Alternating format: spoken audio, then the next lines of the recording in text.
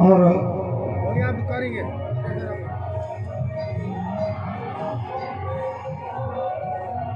बंधु सदगुरु चरण को करम सुप्रेम प्रणाम। अशुभ हरण मंगल करण श्री सदगुरु तुमरो नाम। श्री प्राणनाथ निज मूलपति श्री मिहिरराज शुभ नाम।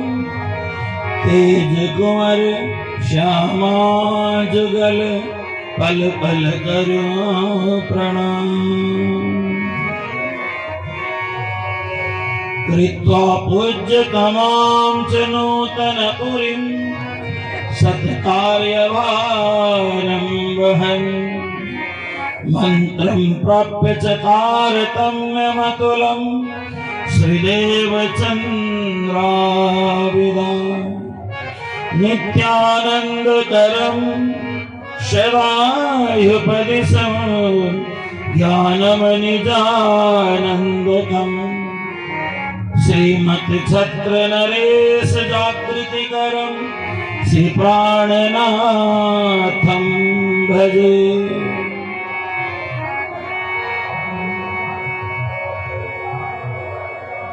राजश्याम राजश्याम राजश्याम कहिए राजश्याम राजश्याम कहिए। ताई विधि राखे प्रभु ताई विधि रही। ताई विधि राखे प्रभु ताई विधि रही। राधे कृष्ण राधे कृष्ण राधे कृष्ण कहिए। राधे कृष्ण हरे कृष्ण हरे कृष्ण कहिए। राधे कृष्ण कहिए प्रभु सदा सुखी रहिए। राधे कृष्ण कहिए प्रभु सदा सुख रहिए। पावन बिहारी लाल की सेवा के बिहारी लाल की जय हो। श्री सदगुरु महाराज की जय हो। श्री प्राणनाथ जी महाराज की जय हो। गौ माता की जय। भारत माता की जय। शुद्ध सनातन हिंदू राष्ट्र की जय हो। गंगा मैया की जय हो। जमुना मैया की जय हो। सरस्वती मैया की जय हो। भारत के संतों की जय हो। भारत के तीर्थों की जय हो। प्रयागराज की जय हो। जय जय श्री राधे जय जय श्री राधे जय जय श्री राधे श्याम।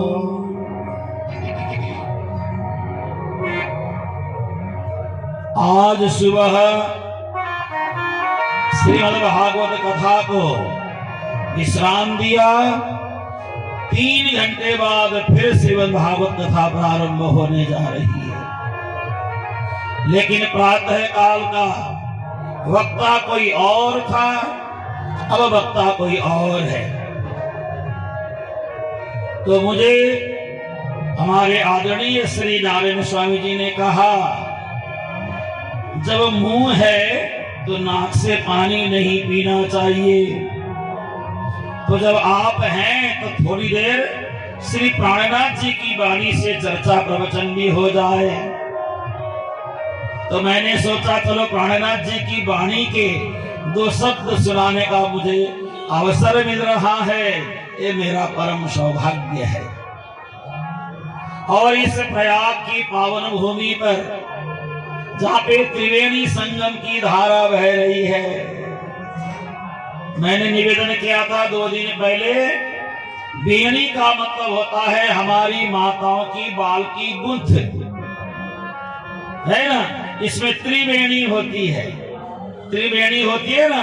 बालों को 3 भाग में बांट करके जब गूंथते हैं तो 3 बेणी होती है, लेकिन पीछे से चोटी दिखती है 2। 3 नजर नहीं आती है, 2 ही नजर आती है। ऐसे त्रिवेणी में भी दीप्ति तो 2 है, लेकिन एक गुप्त रूप से बह रही है।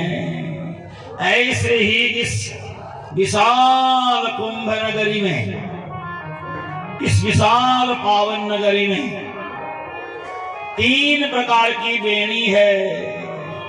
एक तो त्रिवेणी है ही, जहां पे संगम में स्नान करके पाप ताप संताप से हम निवृत्त हो जाते हैं। त्रिवेणी में 3 प्रकार के परेशानियां हमारी दूर होती है, पाप ताप और संताप। तीनों प्रकार के पाप हमारे नष्ट हो जाते हैं। दूसरी है, यहाँ पे सनातन धर्म की त्रिवेणी बह रही है। श्रीमद् रामायण की कथा जगह जगह हो रही है, श्रीमद् भागवत महापुराण की कथा जगह जगह हो रही है, और हमारे इस पंडाल में श्री प्राणनाथ जी की वाणी की चर्चा भी हो रही है। तो यहाँ भी त्रिवेणी बह रही है। और इस त्रिवेणी में क्या होगा? व्यथा, कथा और सत्कथा का निर्वहन हो रहा है। अपनी व्यथाओं को मिटाने का प्रयास है। उसके बाद सत्कथा, परमधाम परमात्मा से मिलने की बात भी हो रही है। ये सब साधना का प्रचुर संयोग इसी कार्य के लिए बना है। तो इस परम पावन स्थल पर आज कथा करने के लिए श्री धाम वृंदावन से पधारी हैं विदुषी आराधना किशोरी जी, जो अभी आपको कथा प्रवचन के रसधारा में अवगाहन कराने वाली हैं। इसी तरह से अभी उठ के गए हमारे यहाँ के इन सारे कार्यक्रमों को सुचारू रूप से चलाने वाले पूज्य नारायण स्वामी जी महाराज, और साथ में हमारे संगीतकार मित्रगण यहाँ पे बैठे हैं, वो भी मथुरा से है ना, मथुरा से आए हैं। संगीत के द्वारा आनंद आती रे, अत्यंत आनंद का एक सरोवर यहाँ पे बहाने वाले हैं सप्ताह पर्यंत। संगीत क्या है? संगीत के साथ तबले का भी बोल बसता है। ताल, बोल और लय का संगम ही संगीत है। जहाँ ताल है, जहाँ बोल है, जहाँ लय है, वही तो संगीत है। संगीत में भी त्रिवेणी है, ताल का संयोग, बोल का संयोग और लय का संयोग। जहाँ ताल और बोल लय हो जाते हैं, वही संगीता लय है, लीन हो जाते हैं। जहाँ पे जैसे श्रीमद् भागवत में एक शब्द आता है, जैसे अभी मेरे को पहनाया गया ये माला। ये माला का मतलब होता है माँ लक्ष्मी, माँ राधिका, लीयते यस्मात्, जिसमें जाके लीन हो जाती हैं, उसी की नाम माला है। माँ राधिका लीयते यस्मात्, जहाँ पे माता राधिका लीन हो जाती हैं कन्हैया की माला पे। कन्हैया कभी बनमाला पहनते हैं तो कभी वैजयंती माला पहनते हैं, है ना। तो जब वैजयंती माला पहनते हैं तो उसकी भी अपनी शोभा है, बनमाला पहनते उसकी भी अपनी शोभा है। तो समझते ना वैजयंती माला किसे कहा जाता है? श्वेतै रक्तै तथा पीतै हरितै नीलवर्णकै पंचभी निर्मिता माला वैजयंती प्रकीर्तिता, है ना। श्वेतै रक्तै तथा पीतै हरितै नीलवर्णकै, इतने माला फूलों को जोड़ करके बनाए जाए वो वैजयंती माला है। और वनमाला किसके कहते हैं? कुंद, मंदार, पारिजात, है ना। कुंद है, मंदार है, पारिजात और तुलसी। तुलसी, कुंद, मंदार, पारिजात सरोरु है, पंचभी निर्मिता माला वनमाला प्रकीर्तिता। तुलसी, कुंद, मंदार और पारिजात की माला तैयार करके नीचे कमल के पुष्प को लटका दिया जाए, उसको कहते हैं बनमाला। समझ में आ गई ना बात? तो कभी कन्हैया बनमाला पहनते हैं, कभी वैजयंती माला पहनते हैं। ये सब भागवत का प्रसंग है, आप धीरे धीरे सुनते जाएंगे। लेकिन आज मेरा परम सौभाग्य है, श्री प्राणनाथ जी की वाणी को लेके मैं यहाँ बैठा हूँ। देखिए ये प्राणनाथ जी कौन है, प्राणनाथ कौन है, सबसे पहले हमें ये थोड़ा समझना पड़ेगा। आपके हमारे नासिका से निकलने वाले श्वास को क्या कहते हैं? प्राण। हमारे प्राण होते हैं 10 प्रकार के प्राण, अपान, समान, व्यान, उदान, कृकल, धनंजय, देवदत्त इत्यादि। 10 प्राण में से मुख्य है प्राणवायु। हमारा जो शरीर में प्राण है ना, उस प्राण को चलाने वाला जो नाथ है उसको कहते आत्मा। समझे कि नहीं? ऐसा बाबा जी बैठे हैं, समझ गए ना? हमारे प्राणों को चलाते हैं। प्राणों का मालिक कौन है? प्राणों का अधिपति कौन है? प्राणों का भी कोई मालिक होता होगा ना। जो हमारे शरीर में प्राण है, उन प्राणों का जो मालिक है उसे कहते हैं प्राण और नाथ। तो प्राणों के नाथ कौन है? आत्मा है। और आत्मा परमात्मा का अंश है, ईश्वर अंश, जीव अविनाशी, ईश्वर अंश, जीव अविनाशी, ईश्वर अंश, जीव अविनाशी, ईश्वर अविनाशी,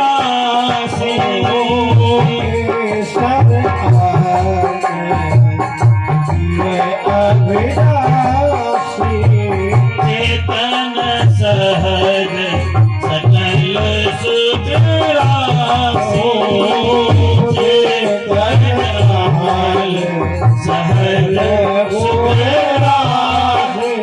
देखिए तुलसीदास रामायण में कहते हैं आत्मा परमात्मा में कोई भेद नहीं है। जो आत्मा है वही परमात्मा है, जो परमात्मा है वही अंश रूप में हमारे देह में विराजमान है। आत्मा और परमात्मा अंश और अंशी, प्रचंड तेज अग्नि और उसकी चिंगारियां, और चिंगारियों से भी आग लग जाए तो उतनी ही बड़ी अग्नि प्रकट हो जाती है। इसीलिए चिंगारी को भी कभी कम नहीं आंकना चाहिए। चिंगारी भी बहुत बड़ा काम कर सकती है। तो आत्मा चिंगारी है, लेकिन परमात्मा से कम शक्ति आत्मा में भी नहीं है। इसलिए हमें इस बात को समझना है, इस बात को जानना है कि हम आत्मा को कैसे समझें। आत्मा और परमात्मा में कोई भिन्नता नहीं है। तो ऐसे आत्मा के प्राणों के अधिपति को क्या कहा गया? आत्मा। और आत्मा के मालिक को परमात्मा। जो प्राणों के नाथ हैं वही प्राणनाथ, वही आत्मा। श्री प्राणनाथ जी महाराज की।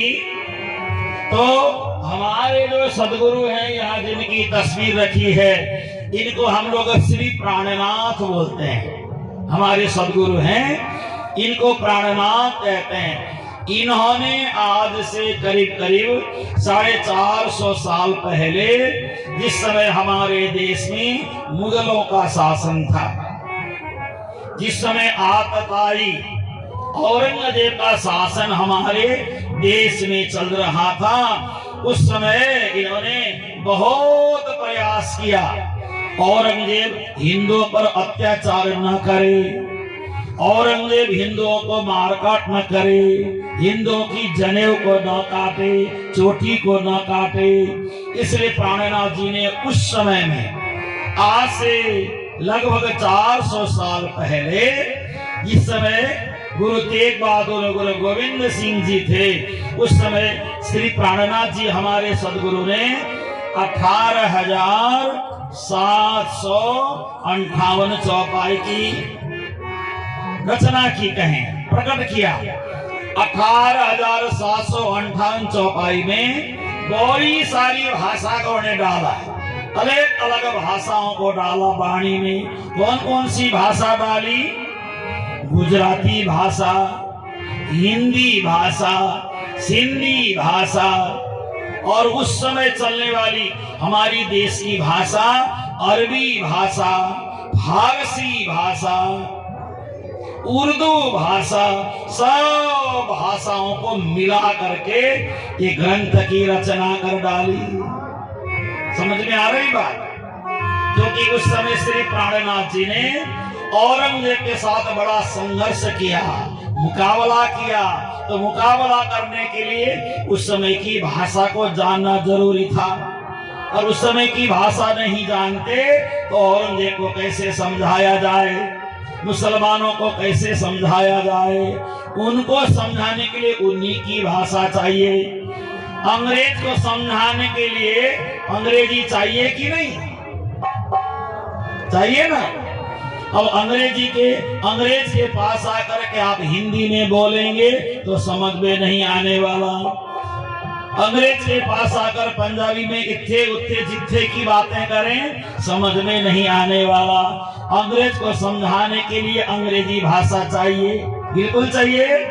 ऐसे ही श्री प्राणनाथ जी ने उस समय हमारे देश के अत्याचारी मुगलों को समझाने के लिए उर्दू भी सीखा, अरबी भी सीखा और फारसी भी सीखा।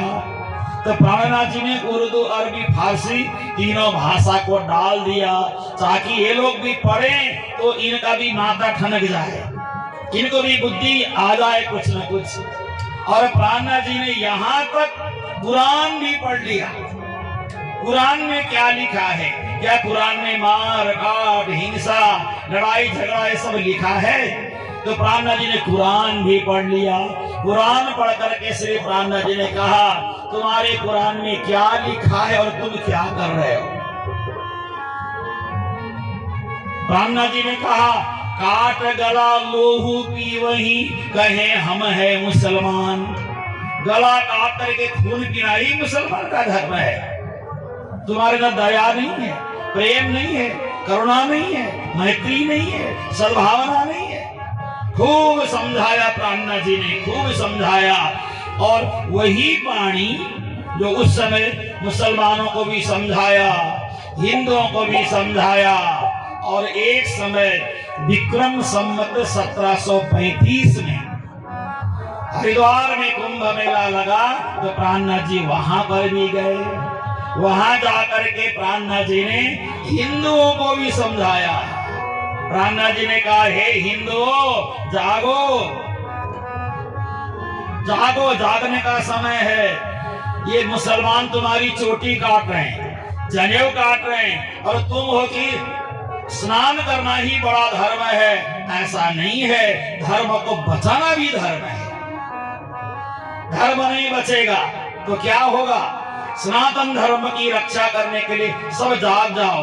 तो प्राणनाथ जी ने क्षत्रियों को ललकारा, जो क्षत्रिय लोग हैं ना उनको ललकारा। उन्होंने कहा, उस समय भाषा में कहा, जागो ने जो धारे उठ खड़े रहो, नींद निगोड़ी रे छोड़ो। छूट तहेरे खड़ग क्षत्रियों से, धर्म जात हिंदू आन।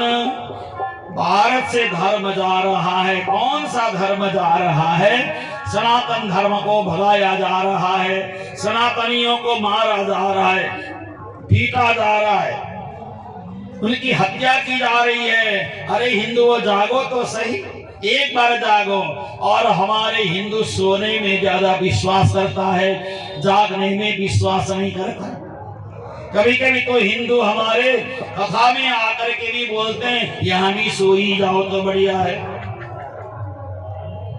कथा में आकर के जागने की बातें करता है, मंच में रह करके संत महात्मा, चलो घर में तो सोए सो सोए, कथा के पंडाल में भी सो ही जाते हैं। सोना ही है तो घर में सो जाते, अपने घर में आराम से सो जाते। तो कथा में प्रवचन में आकर के भी सोना ही है तो फिर कथा में आने का लाभ ही क्या है ना। जिसको रात भर नींद नहीं आती है ना, बिस्तर की सिलवटों से ये महसूस हो रहा है तोड़ा है दम किसी ने करवट बदल बदल के। समझ में आई बात? बिस्तर में पड़ी हुई सिलवटों से पता चल रहा है तड़प तड़प करके उसने दम तोड़ा है ना, तड़प तड़प करके दम तोड़ा है। और बिस्तर की सिलवटों से पता चलता है ये आदमी नींद न आने से कितना बेचैन हुआ। उसको उठा करके झट से भागत में बैठा दो, तत्काल सोना शुरू कर देगा। सारे डॉक्टर वैद्य जहां फेल हो जाएं वहां हम लोगों को प्रयोग करो, कथा में ला के बैठा दो, कभी न सोने वाला व्यक्ति भी सो जाएगा, क्योंकि हमारी कथा उसके सिर के ऊपर से निकल जाएगी। और हिंदू इतना ज्यादा सोता है कि नहीं सोता है? हिंदू इतना ज्यादा सोता है, हिंदू के हाथ में आज तलवार नहीं है, हिंदू के हाथ में आज कुछ भी नहीं है। अगर घर में कोई लुटेरा आ जाए, आपकी बेटी को उठा के ले जाने वाला आ जाए, तो हिंदू कहेगा ले जा बेटी को ले जा, मुझे छोड़ दे। घर में कोई हथियार ही नहीं है ना, कोई हथियार नहीं है घर में। अपनी बेटी की रक्षा के लिए तो हथियार रखो, किसी को मत मारो, मारना हमारा धर्म नहीं है, लेकिन पुत्री की रक्षा के लिए घर में हथियार होना चाहिए। यही बात श्री प्राणनाथ जी ने कहा है बाड़ी में, जागो रे जुदारे उठ खड़े रहो, नींद निगोड़ी रे छोड़ो, छूटत है रे खड़ग क्षत्रियों से धर्म जात हिंदुस्तान। हमारा भारत का नाम क्या है? क्या नाम है? हिंदुस्तान नहीं है, हिंदुस्तान है। ये हिंदुओं का स्थान है। हिंदुस्तान बोलने से तो पाकिस्तान और हिंदुस्तान एक जैसा ही होगा, तान नहीं स्थान। हिंदुस्तान ऐसा बोलना, हिंदुस्तान नहीं बोलना चाहिए। हिंदुस्तान हिंदुओं का स्थान ऐसा बोला करो। तो श्री प्राणनाथ जी ने खूब ललकारा, देश के लोगों को ललकारा, खूब जगाने की कोशिश की। और उसके बाद इतना ही नहीं, श्री प्राणनाथ जी धर्म प्रचार करते करते हिंदुओं को जगाते जगाते, जब हिंदू जागे ही नहीं, हिंदुओं को इसमें रुचि ही नहीं है, तो प्राणनाथ जी ने आत्मा में प्रवेश कर लिया। अपनी आत्मा में प्रवेश करके परमात्मा की स्थिति में पहुंच गए और ब्रह्मधाम का वर्णन करना शुरू कर दिया। अपने परमधाम का वर्णन करना शुरू कर दिया। परमधाम को कहाँ है, ब्रह्म कहाँ है, परमात्मा कहाँ है, ईश्वर कहाँ है। ये हिंदू तो जागने वाले है ही नहीं, तो कम से कम भक्ति का संचार तो हो जाए, प्रेम का संचार तो हो जाए। इसलिए प्राणनाथ जी ने प्रेम बांटना शुरू किया, प्रेम का संदेश देना शुरू किया।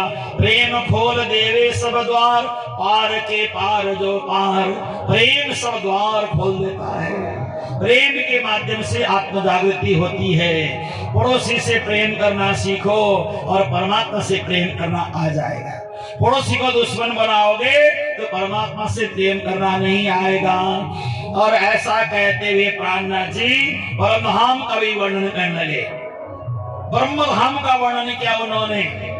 ब्रह्मधाम का कैसे वर्णन किया कि परमधाम बहुत बड़ा है, परमात्मा का धाम। उनकी चिंतन की अवस्था इतनी ऊपर पहुंच गई, वो परमात्मा में प्रवेश कर गए और उन्होंने परमात्मा के परमधाम का वर्णन किया।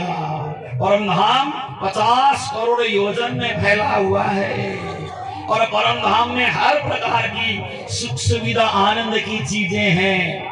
लालच तो देना पड़ेगा ना यहाँ के लोगों को, तो यहाँ के ढंग से परमधाम को समझाने का प्रयास किया। देखो परमधाम है, वहाँ पे बाग है, बगीचा है, नहरें हैं, पहाड़ है, पर्वत है, 7 घाट हैं, केल लीवोई अनार अमृत जाम्बू नारंगी बट है, जमुना बह रही है। इतना प्यारा परमधाम छोड़ करके तुम संसार को अपना बना रहे हो। ये संसार कभी अपना नहीं होने वाला है। सचोड़ा कठोर मुर्दार संसार को कितना चूसोगे, चूसते रहो संसार को, रस नहीं मिलने वाला। बस ऐसी ऐसी बातें श्री प्राणनाथ जी ने करके लोगों को परम धाम परमात्मा के साथ आत्मसात कर दिया। और विक्रम संवत 1751 को श्री प्राणनाथ जी ने इस वसुंधरा को त्यागा और अपने धाम में जागृत हो गए और उनकी आत्मा सदा सदा के लिए परमात्मा के पास पहुंच गई। तो कहने का मतलब है हर युग में बड़े बड़े महामना मनस्वी सिद्ध सदगुरु जन आकर के हिंदू को जगाया, हिंदू को जगाया, हिंदू को जगाया।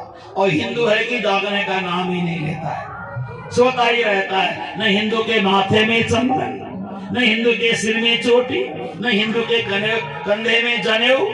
और उन लोगों को देखो जालीदार टोपी तो 12 महीने पहनते हैं ताकि सिर में मच्छर न काटे। कभी जालीदार टोपी उतारते ही नहीं है। और हम तो चोटी भी नहीं रखते, कुछ भी नहीं रखते, कहलाने के लिए हिंदू है, नाम मात्र के हिंदू, लेकिन हमें सच्चा सनातनी हिंदू बन के रहना है। तो लंबी बातें नहीं करूंगा, मैं तो प्रातःकाल ही भागवत से सारी बातें कह दी थी, लेकिन मुझे कहा गया कि आप थोड़ी देर वाणी की 2-4 बातें भी सुना दो। तो मेरा प्रयास है लोगों की आत्म जागृति हो जाए, बुद्धि में चैतन्यता का संचार हो जाए। इन्हीं शब्दों के साथ अपने प्रवचन के 2 शब्दों को ही पर विराम दे रहा हूं। अब श्रीमद् भागवत कथा के अत्यंत रसमयी धारा में आप लोग अवगाहन करें, स्नान करें, निमज्जन करें, खूब खूब आनंद लें। श्री कृष्ण कन्हैया लाल जय हो, श्री निजानंद स्वामी की जय, श्री प्राणनाथ जी महाराज की जय, श्री सदगुरु महाराज की जय।